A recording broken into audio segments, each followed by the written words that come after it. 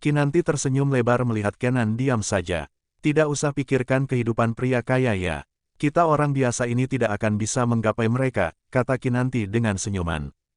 Kenan diam saja menatap Kinanti dengan tajam karena ia belum terima ada seseorang menilai buruk dirinya yang sengaja bersembunyi dari publik.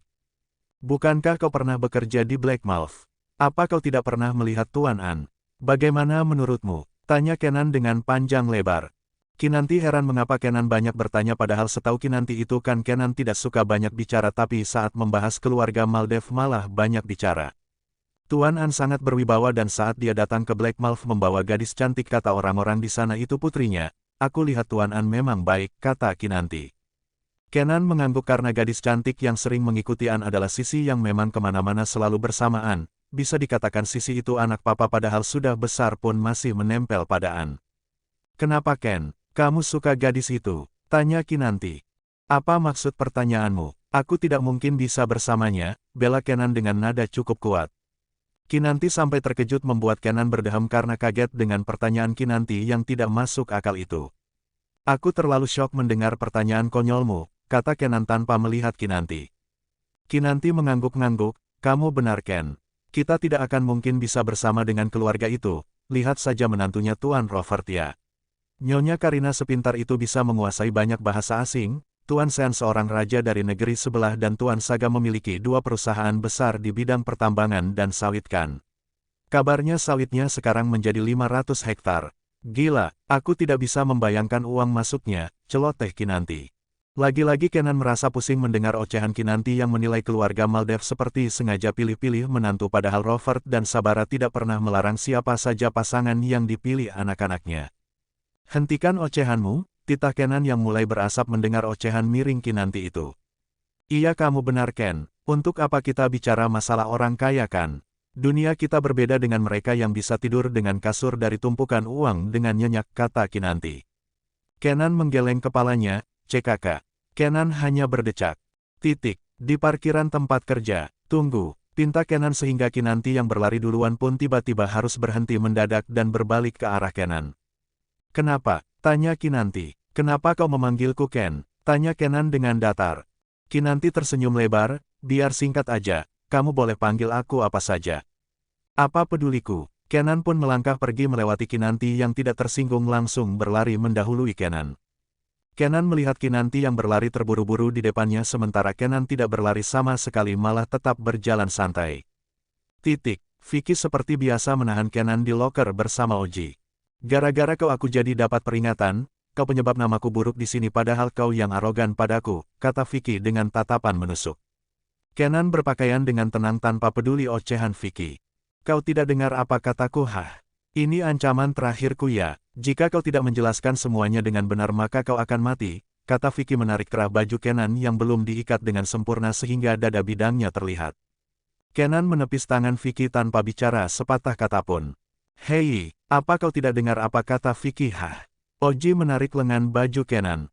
Kenan menghela nafas lalu menendang lutut Oji sampai terduduk dan ia pergi tanpa mengatakan apa-apa. Kau lihat kan? Tanya Vicky dengan tatapan sinis ke punggung Kenan. Kumpulkan kawanan geng kita terus keroyok dia di rumahnya, biar kita habisi dia langsung kalau perlu dibuat koma. Aku ingin melihat wajah ketakutannya waktu sadar melihat kita, kata Oji sambil meringis memegang lututnya yang sangat sakit. Vicky mengangguk. Sudah aku bilang dia tidak pantas dibiarkan hidup. Oji pun meminta Vicky untuk membantunya lalu mereka mengabari Diki dan yang lainnya supaya mau bekerja sama memberi pelajaran pada Kenan yang sombong itu. Titik, di sauna, mandi bersama para lelaki. Kebetulan Kenan selesai melatih murid-muridnya berlatih fisik jadi ia ingin membersihkan diri di pelatihan taekwondo itu saja. Kenan melihat jubah mandinya basah terkena sabun lalu ia melirik ke samping mendengar suara Oji. Itu pelajaran karena kau melukai lututku, kau tidak lihat lututku jadi aneh hah? Aku jadi sulit mengajari muridku, kata Oji dengan seringai. Diki muncul di belakang Oji, apa kau pelakunya? Apa yang ada di otakmu melukainya? Kau ingin jadi satu-satunya pelatih di tempat ini jadi menyingkirkan kami satu persatu hah?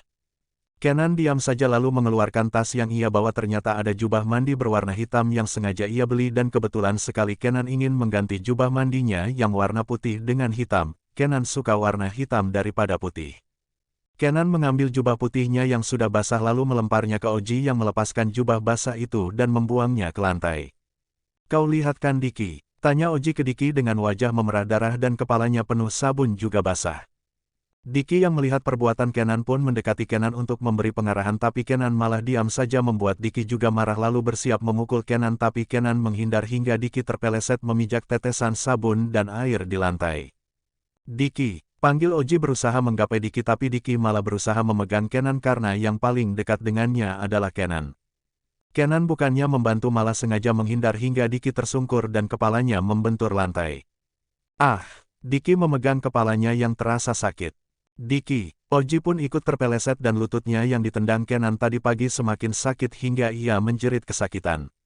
Kenan memilih pergi dan Diki memukul lantai di sampingnya. Ayo kita habisi dia, kata Diki dengan sorot mata tajam memegang kepalanya yang terasa berdenyut. Oji yang kesakitan pun merasa lebih baik, bagus. Ayo kita bicarakan pada yang lainnya. Oji dan Diki pun saling membantu satu sama lain keluar dari sauna itu. Kenan malah sudah berpakaian santai dengan rambutnya yang basah tanpa merasa bersalah sama sekali pada Oji dan Diki. Kenan merasa dirinya tidak bersalah, jika tujuan mereka memang bekerja seharusnya mereka fokus bekerja saja tidak usah mendatangi rekan kerja lainnya serta menuntut harus dihormati, siapapun Diki dan kawanannya tapi namanya profesionalitas kerja itu sangat penting dan yang paling utama mereka tidak diberi pekerjaan lain oleh atasan mereka, maksudnya membuli pekerja lain. Kinanti menemui Kenan di ruang bersantai. Ken, aku baru tahu siapa mereka berenam, bisik Kinanti ke telinga Kenan.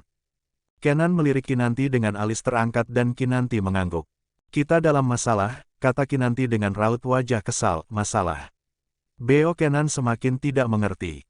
Diki itu anaknya Pak Hakim yang terkenal di persidangan, dia sangat keras terhadap siapapun yang menyakiti anaknya, kata Kinanti dengan serius. Vicky itu memiliki usaha yang dikontrak oleh keluarga Maldev dan kedua orang tuanya bangga dengan hal itu karena keuntungan mereka bertambah berkali-kali lipat juga dapat popularitas hingga mereka menyombong termasuk Vicky, lanjut Kinanti lagi. Oji itu anak tempat fitness ternama di sini, orang yang berolahraga di sana khusus orang kaya saja dan artis juga sering ke sana belum lagi aku dengar putri bungsu Maldev pernah ke sana hanya untuk melihat saja, sambung Kinanti lagi. Kenan diam saja mendengarkan celoteh Kinanti lalu jam pulang telah tiba, Kenan pun berdiri begitu juga Kinanti yang terus mengoceh.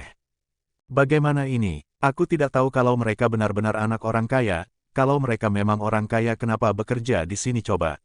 Lebih bagus mereka bersenang-senangkan, gerutu Kinanti. Intinya, Kenan menghentikan langkah kakinya menolehkan kepalanya ke Kinanti. Kinanti tersenyum kikuk lalu berkata, intinya kita harus berhati-hati. Kenan melanjutkan langkahnya lalu Kinanti berlari kecil menyusul Kenan. Ken, aku tahu kamu tidak peduli dengan semua tindakan mereka tapi kalau mereka sudah melukaimu terus kita melapor polisi dan di sidang hakimnya adalah ayahnya Diki. Jelas dia tidak akan menghukum anaknya, kata Kinanti dengan serius. Tidak usah pikirkan masalah mereka, kata Kenan. Kinanti menghembuskan nafasnya dengan kesal, enaknya jadi kamu ya. Tidak peduli tindakan orang lain, apa kamu tidak takut dipenjarakan? Atau dibuat babak belur sampai koma di rumah sakit. Kinanti terus mengoceh sampai di mobil lalu Kenan tiba-tiba berbalik membuat Kinan menabrak dada bidang Kenan. Au, Kinanti mengelus kening dan hidungnya menatap kesal Kenan yang mendadak berhenti.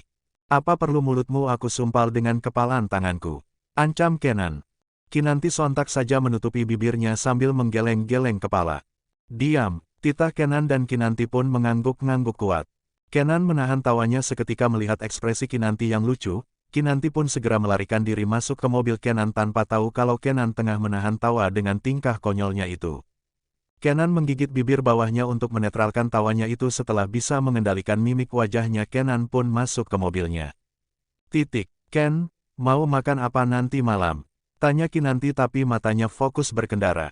Kenan yang sedang memainkan ponselnya pun tampak terdiam seperti memikirkan pertanyaan Kinanti lalu berkata, menu apa saja? Apa saja? Tanya Kinanti. Jawab Kenan. Kalau aku tangkap kodok dan ular bagaimana? Kamu mau makan? Tanya Kinanti membuat Kenan terbatuk-batuk seketika dan menatap tajam Kinanti.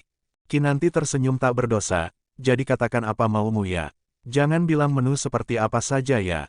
Karena kalau aku makan nasi biasa saja tidak akan bermasalah. Kamu tahu kan aku sangat irit. Berhenti di supermarket, titah Kenan. Kinanti mengangguk, Awas saja minta yang mahal-mahal ya. Aku tidak punya banyak uang, besok aku harus transfer uang ke adikku yang harus bayar uang semester, celoteh Kinanti. Kenan diam saja mengambil masker dan topi yang terletak di bangku paling belakang mobilnya lalu keluar dari mobilnya. Kinanti melihat gaya Kenan yang seperti itu hanya tersenyum kecil tapi tidak berkomentar apapun. Kinanti mengikuti Kenan memasuki supermarket lalu Kinanti melihat Kenan mengambil troli. Kinan menghentikan troli Kenan yang menaikkan sebelah alisnya sambil mengangkat topinya untuk melihat Kinanti. Ken, aku tidak punya banyak uang ya. Tidak usah pakai troli oke. Bujuk Kinanti hendak merebut troli yang dipegang Kenan. Kenan membiarkan saja Kinanti mengambil trolinya lalu ia dengan santainya mengambil troli lain. Kinanti yang sudah meletakkan troli Kenan pada tempat awalnya tadi pun berbalik sambil tersenyum lega memanggil Kenan tapi terbelalak seketika dan senyumnya memudar melihat Kenan mendorong troli lain. Mampus aku, kenapa dia pakai troli sih? Kesal Kinanti berlari menyusul Kenan supaya tidak asal ambil belanjaan saja dengan begitu Kinanti harus tumpur, rugi, membayar semuanya. Kinanti terkejut belanjaan Kenan sudah setengah dari isi troli itu hingga Kinanti menghalangi Kenan dengan membentangkan kedua tangannya di depan Kenan. Ken, aku tidak bisa menghabiskan banyak uang, jelas Kinanti dengan memelas. Siapa yang minta kau membayarnya? Ini belanjaanku, tugasmu hanya perlu memasak dan menggosok pakaianku, kata Kenan dengan datar. Wajah Kinanti yang tadi memelas berubah sumringah, kamu yang bayar. Tanya Kinan dengan senang. Kenan menggeleng pelan kepalanya, apa kau pikir aku semiskin itu? Aku bahkan bisa membeli mobil, kata Kenan dengan sorot mata tajam menarik trolinya dan mendorongnya ke arah lain. Kinanti menggaruk kepalanya yang tidak gatal, iya juga. Dia punya mobil sementara aku yang pernah kerja di bodyguard Black Malf tidak mampu beli mobil padahal sekali gajian, aku sudah bisa mobil bekas. Kinanti punya seorang mama yang bekerja jadi tukang cuci pakaian, sejak dulu mamanya Kinanti bekerja siang dan malam demi menyekolahkan Kinanti juga mengikuti kemauan putrinya yang ingin sekolah bela diri sampai mamanya sakit dan diam-diam punya banyak hutang tanpa sepengetahuan Kinanti. Pertama kali Kinanti gajian di Black Malf mendatangi rumah mamanya tapi ternyata malah pemandangan tidak enak yang terlihat olehnya. Mamanya yang terlihat pucat dipaksa membayar hutang dan saat itu adiknya ditahan oleh penagih hutang supaya mamanya Kinanti membayar hutang. Kinanti tentu marah dan menanyakan semua perbuatan mereka itu. Betapa terkejutnya Kinanti mamanya banyak hutang karena ingin Kinanti sukses.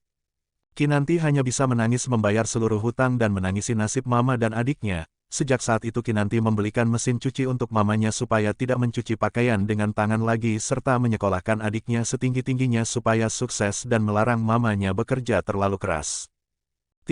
Kinanti sedang memasak di dapur Kenan, sementara Kenan sedang berberes rumahnya dan hal itu diam-diam diperhatikan Kinanti.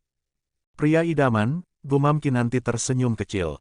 Zaman sekarang mana ada pria yang mau bekerja seperti Kenan itu seperti menyapu rumah, mengepel, mencuci piring, menjemur pakaian yang dicuci serta telah dikeringkan dengan mesin cuci. Kinanti merasa Kenan adalah pria yang mandiri dan jauh dari kesan pria manja. Dengan tingkah Kenan seperti itu mana mungkin Kinanti bisa berpikir kalau Kenan adalah anak orang kaya raya yang sedang mencari kesenangan sendiri karena setahu Kinanti orang kaya tidak pernah bekerja selalu jadi bos. Kenan melihat ke arah ponselnya yang bergetar lalu segera ia mengambil ponselnya dan ternyata dari Karina. Jangan bicara sepatah kata pun. Mamaku bisa salah paham, peringatan Kenan ke Kinanti yang mengangguk-ngangguk mengunci bibirnya dengan kode tangannya itu. Kenan mengangkat panggil Karina, Ma. Sapa Kenan, kenapa lama sekali mengangkat panggilan Mama sayang? Tanya Karina didengar oleh Kinanti tapi ia tidak tahu kalau suara itu adalah Karina yang dikenal sebagai istri Tuan An. Kenan menjauh dari Kinanti yang tampak menahan tawa dengan pertanyaan mamanya itu. Ternyata anak mama, gumam Kinanti yang baru mengetahui hal itu padahal ia sempat mengira Kenan adalah anak mandiri tapi masih diperlakukan seperti bocah oleh mamanya sendiri.